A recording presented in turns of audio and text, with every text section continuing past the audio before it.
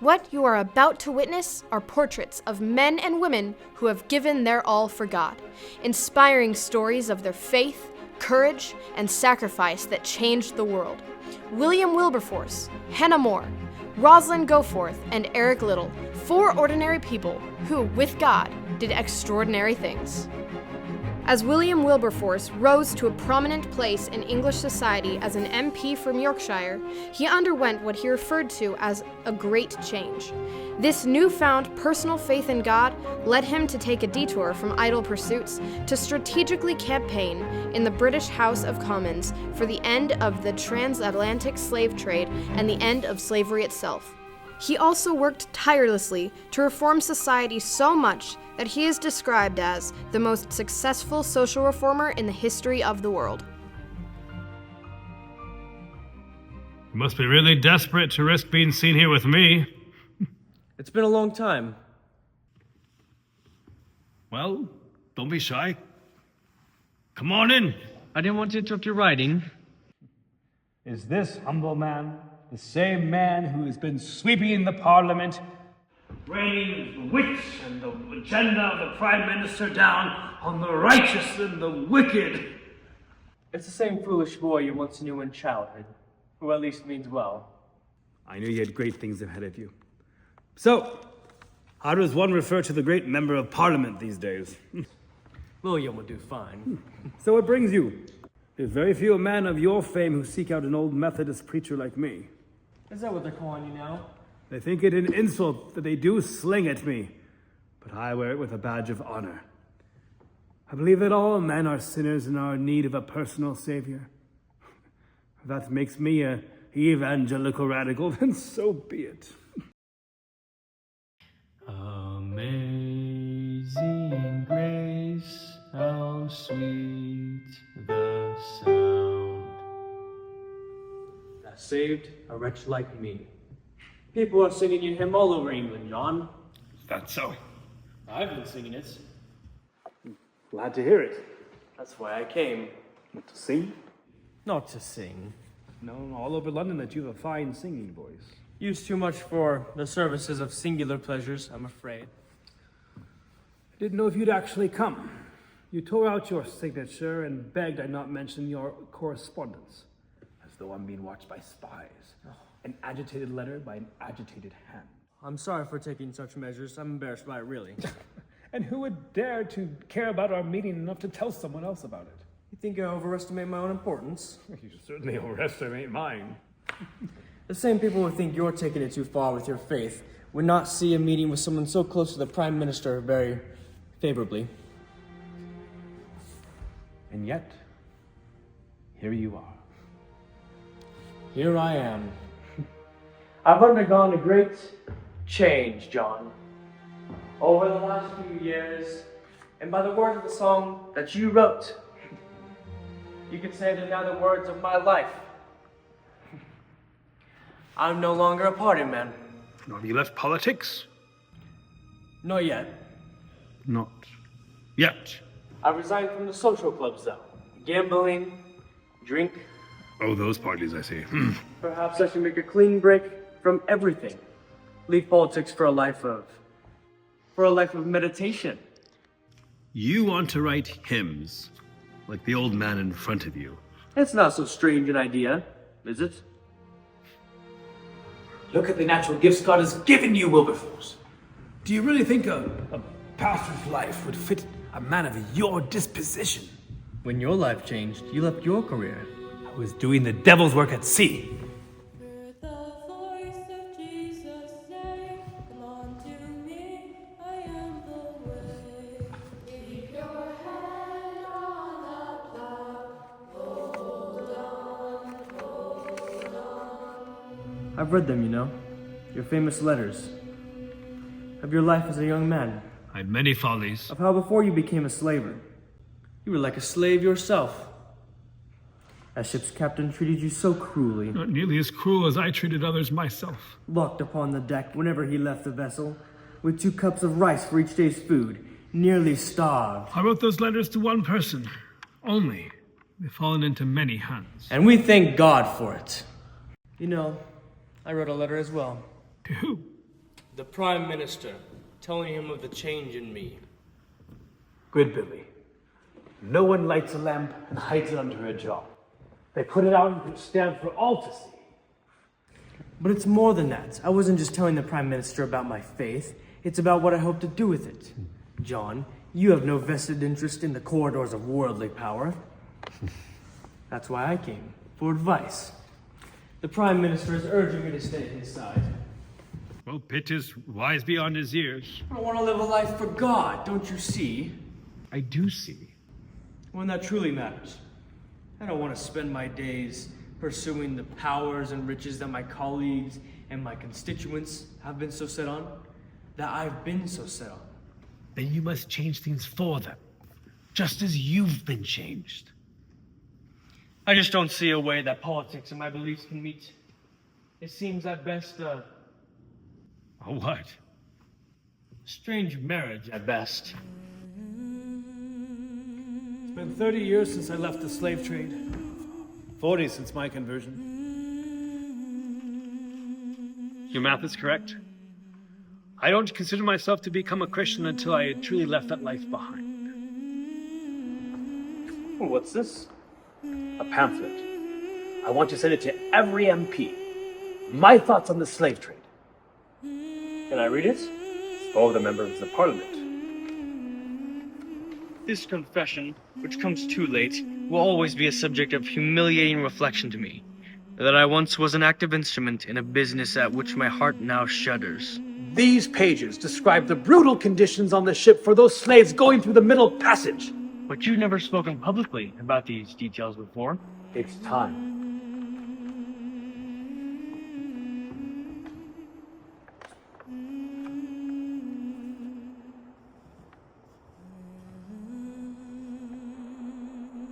This is shocking, John. This will be hard for many of my colleagues to accept, especially in the port cities. The abolition movement, Billy. We need an advocate in Parliament. Slavery is the scandal of religion, of England, of human nature.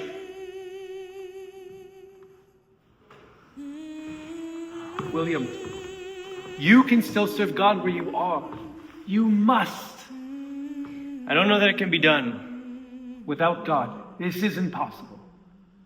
But with Him, a world that is blind to injustice like I was, will wake up and see this terrible wrong.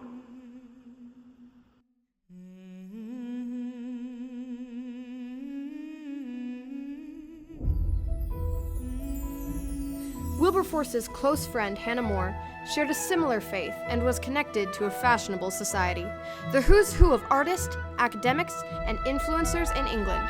Rather than cashing in on her social capital for personal gain, More used her quick wit and wielded her pen to help rewrite social norms in ways that transformed Western society. From universal education to charitable giving, none of this would be possible today without Hannah More.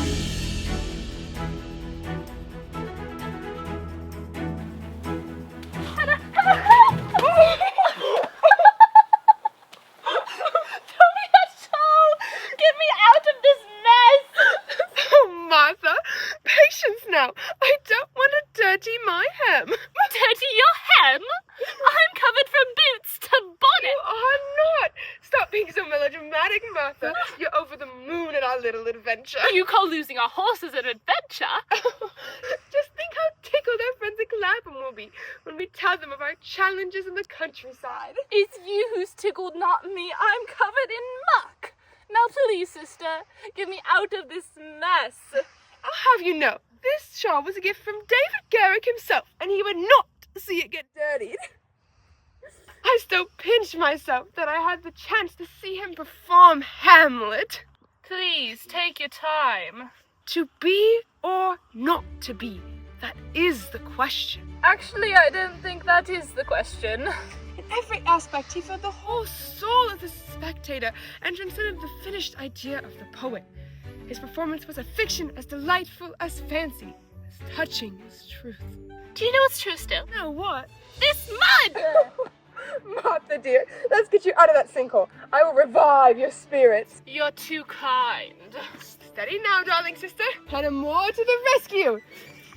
Oh!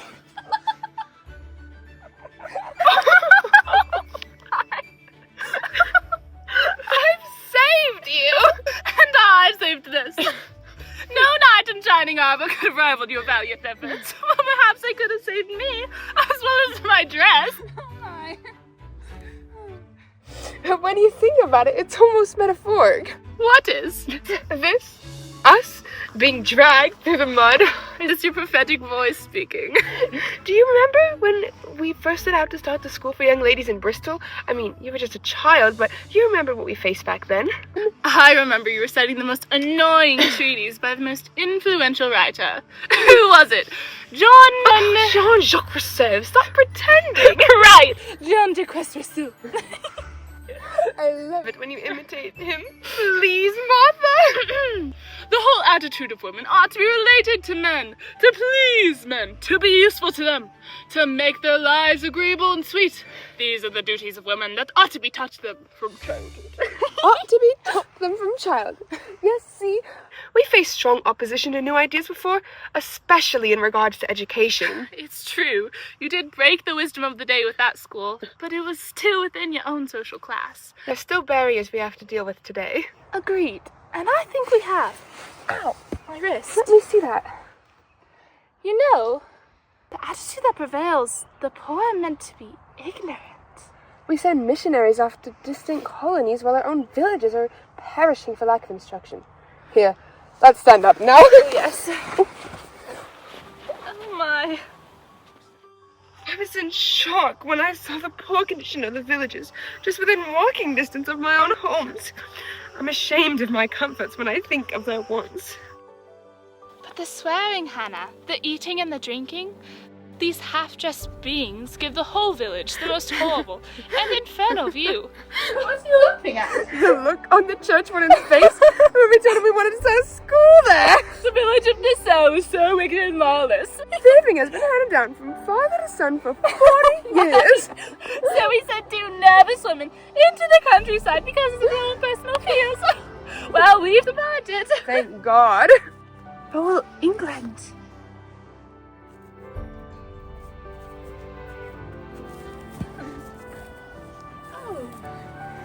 Thank you, Miss Moore. Thank you. The villagers clearly want to be educated. I can still hear the glorious sound of church bells when we told them we came to start a school. Oh yes, I've never seen a farmer run so fast. Gumboots. And I've never heard bells ring with such joy and delight. And there we have it, a letter of consent for our first school. We must be cautious though, there are still so many detractors.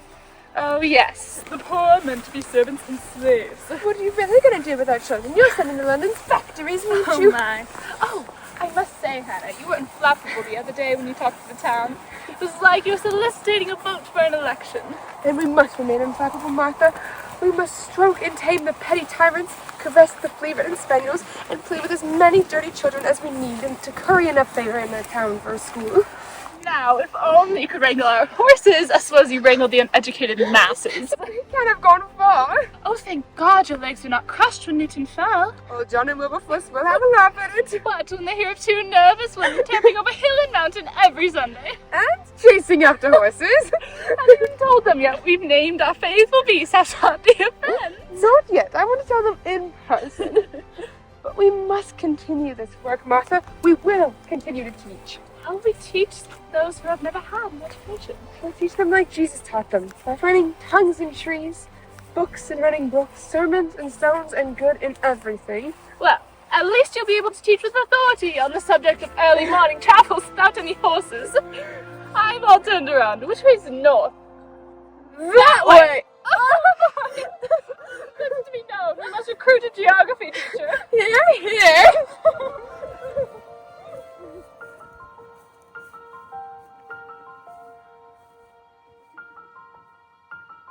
We now travel across an ocean all the way to China.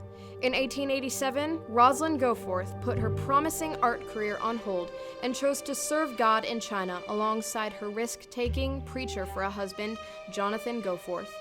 5 of their 11 children died on the mission field, and the family barely escaped the Boxer Rebellion with their lives and limbs intact. Rosalind's quick response to a brutal famine in China through a letter published in the world's major news publications saved countless lives and opened a way for her to write books that influenced countless more.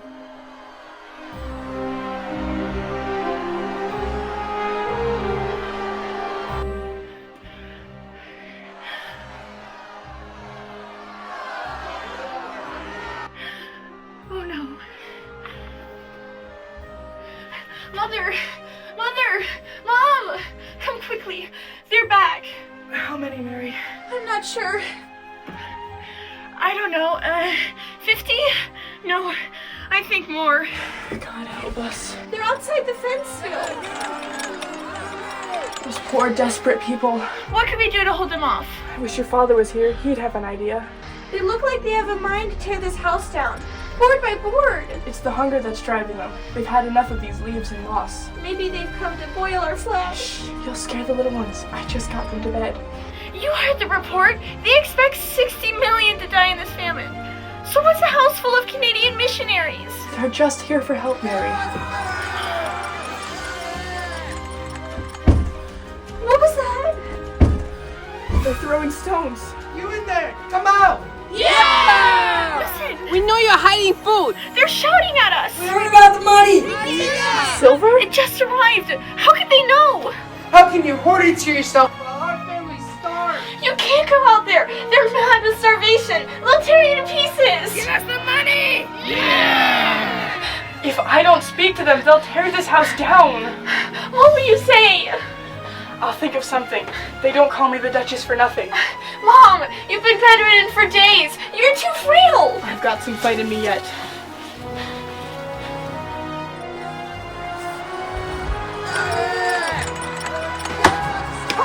Stop this, my friends! I beseech you! We want no trouble! Then why are you hiding food and money? Like you, we have no food! Liar! Believe me! Look at me! I've been stuck with dysentery! Why do you think I'm not down the mountain handing out food like all the other missionaries? Your stone throwing pulled me out of bed where I've been lying for days, wondering if I will die, wondering who will care for my children. And what about the money? No, please stop! It's true! Yesterday we received some silver from our friends in North America. And you'd hide it from us while we die with our families? My God! Villagers are throwing the babies into the river. So they don't die of hunger! And what would you have me do? We're all hungry. My family is starving. My husband even now feeds your people down the mountain. We know you lie! Stop! No, stop! Listen! Tomorrow, I will bring the little money that my family has, and I will buy you all food, as much as it will buy, and anyone who is there will have something to eat. Now please, go to your homes and tuck your little ones into bread. If you're lying to us, we'll come back tomorrow night. Yeah! I will see you in the village square by morning. We'll come back.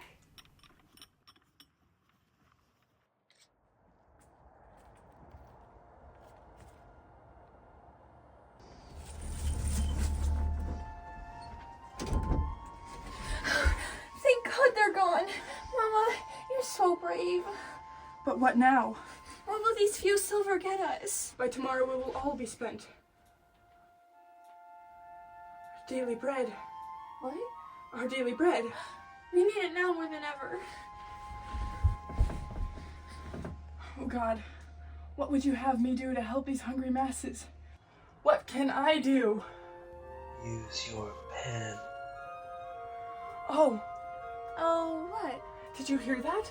No? The answer just came, like a voice. The sickness is probably getting to you. No, dear, I know what I have to do. But we've not even started to pray. The answer was there before the petition was made. Mary, get me my ink and my paper. Right now? Yes, I must write a letter. To who? To the world, an SOS call. Now go, please.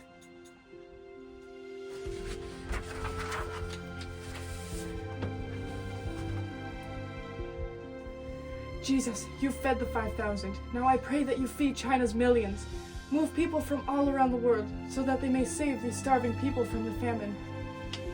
Dear friends in Christ, I write to you with trembling hands and a heavy heart. The famine here has deepened into a sorrow I hardly know how to describe. Each day, hollow-eyed men and women gather in the villages, hoping for some kind of food.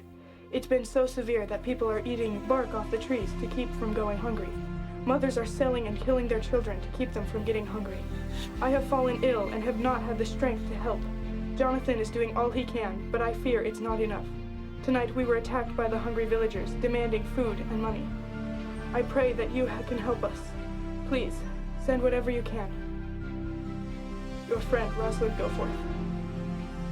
All sports lovers have heard of Eric Liddell. In 1924, he stunned the world when he refused to participate in a Sunday heat to qualify for the 100-meter sprint finals at the Summer Olympics in Paris, where he was favored to win the gold medal. Then he shocked the world all over again when he won gold in the 400-meter, a much longer race. Yet it was his decision to give his life to missions in China, where he died at a Japanese internment camp during World War II, while he was separated from his wife and young girls, one who he'd never meet on this earth. That would leave the most astonishing legacy of his celebrated life.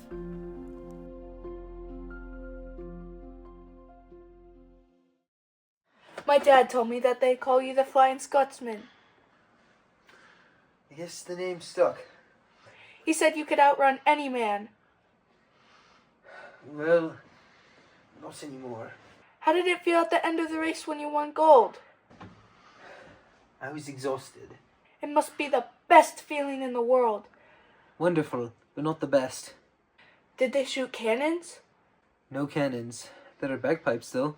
They must have gone crazy. The Americans were supposed to crush you. They said there was no way you could keep the pace. There are a lot of people watching, cheering, doubting. I just threw myself into it, like a bird in the strong wind. I was still up front when I crossed the finish line. I could not see the other sprinters the whole race from where I was on the outside lane. You can imagine my delight. I still couldn't see them on those final steps. It's because you refused to run on Sunday, isn't it? Dad said it's gone to honor you. That's part of it, I think. The first half, I ran as fast as I could. The second half, I ran with God's help. Don't you ever regret not running the 100-meter race? You could have had another gold medal. And how much good would that be doing me? Now. We could sell it outside the camp. Maybe pay for a few meals at the school. That'd be a clever use for it. If you could avoid getting shot. Are you getting enough food, Michael? No one is. I need to talk to our friend the priest again. He's able to smuggle in food for the children last year. Maybe he can do it again. Can I put in a special request for bacon? Only if you can bring enough for me and the other adults. Wait. What if we organize a race? Fastest winner earns bacon as a prize. I might have a chance now that you're sick. How are you sure this isn't all an elaborate act so I can win the smuggled food from the children? Well, that cough sort of gives it away. I'm sorry you have to see me like this. You know what else my dad said? I'm sure you're about to tell me. He said that, a newspaperman said, that you'll probably be remembered as the ugliest runner who ever won an Olympic championship. It's probably true. You're not very ugly, though. Thanks. I think he was talking about my running style, though. Flailing arms and a lot. Oh, sorry. Did you just come here to insult the looks of a bedridden former Olympian? Everyone's asking about it. About my looks? No. How come you refereed the hockey game on Sunday?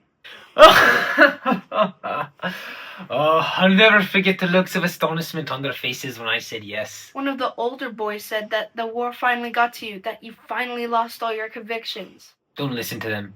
It's nonsense. Then what for? I wanted to prevent mayhem. You gave up a gold medal because of the Sabbath, but refereed a hockey game to stop a fight? You saw how they brawled last week? Yeah, I wish I could have gone in on it. You don't mean that. What if I do? The Japanese are getting more and more impatient with us, Michael. We need to remain calm. Calm? It's almost been 2 years of just sitting here with nothing to do. Nothing to do? What about the cricket games, the tennis matches, the square dances, the chess tournaments? Ever since you've got sick, they don't happen much anymore. You're the heart of this place, Eric. I'm but one man. Maybe you're the one to take my place. Organize a tournament. No way, I can't do any of that. That's what I used to say. To who? Myself. Here, hand me my Bible.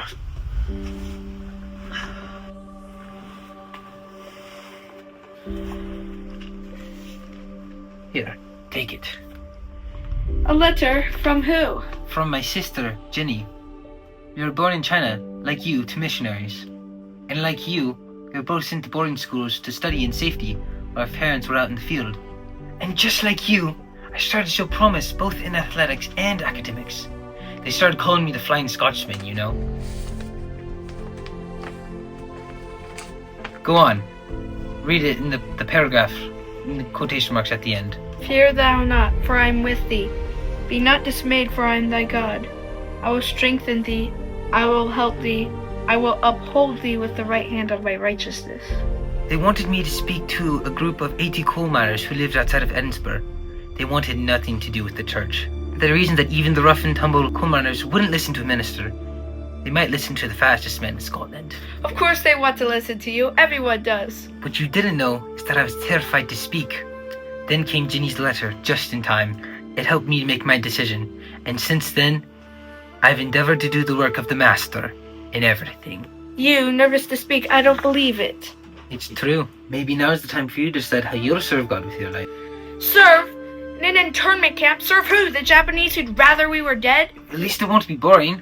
Since the Japanese invaded China, I've been shot at, been attacked by armed thieves. We rescued a man who's about to be decapitated by soldiers. We dodged German U-boats on the last crossing of the furlough in 39. I didn't venture to be in God's service, Michael. Think of all the amazing stories of deliverance you'll be able to tell your friends living their boring lives back home in America. I don't want to live that kind of excitement. I'd prefer the cheers of 1,000 people as I run for my country. Can we please just talk about your racing days? I think there's more important things at hand. Why did you want to fight those boys, Michael? You're not yourself. What's troubling you? How come they left me here? I'm old enough to understand that I'll never see them again.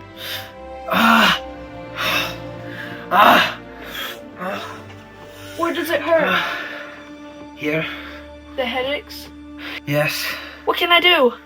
Sing to me. What song? My favorite hymn, Be Still My Soul. You know it? Yeah. It always calms me. Be still, my soul.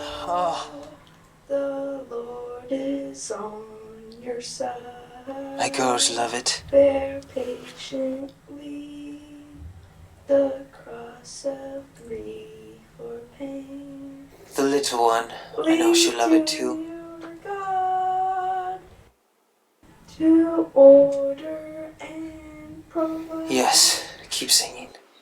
Who, Through all changes, faithful will remain.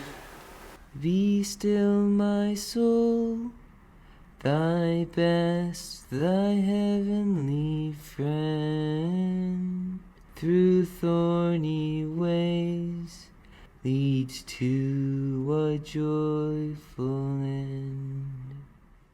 Be still, my soul, when change and tears are past, all safe and blessed we shall meet at last. Did you know Did I know what?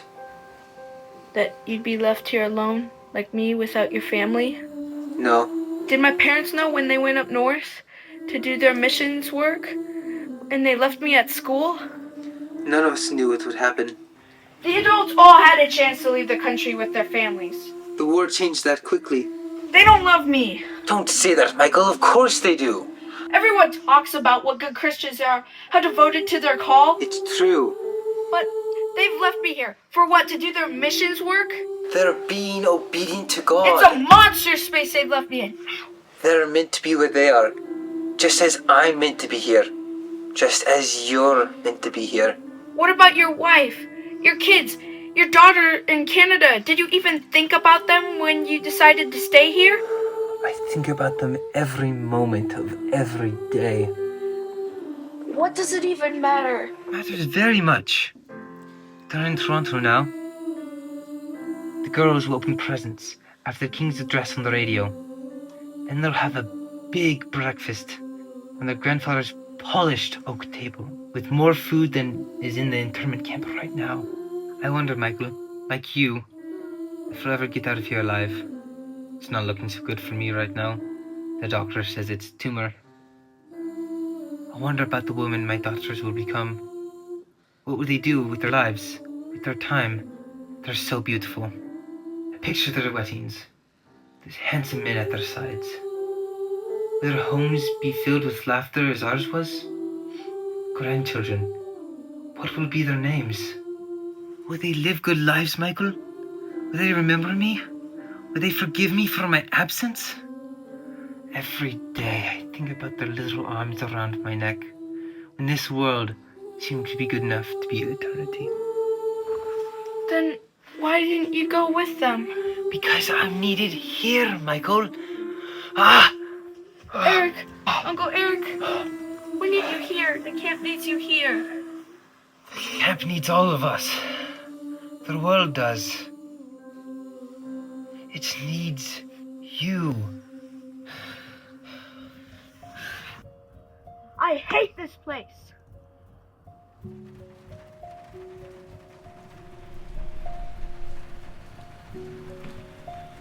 Do you hear that? Rain. I love the sound. All will be well, Michael. All will be well.